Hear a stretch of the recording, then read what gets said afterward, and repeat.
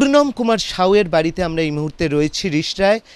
যে পূর্ণম কুমার সাউ এখনও অবধি কিন্তু পাকিস্তান রেঞ্জার্সের হাতে গ্রেফতার হয়ে রয়েছেন।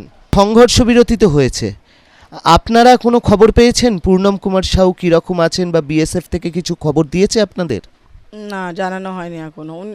আমি একবার सीओ साहब के फ़ोन করেছিলাম গত মানডেতে, তো বললেন কি अभी बात चल रहा है, हम लोग देख रहे हैं अभी क्या होगा। মানে কনফার্ম কিছু বলেননি কি মানে কতদিন টাইম লাগবে বা কী হবে। তারপর তো যুদ্ধটাই হয়ে গেল।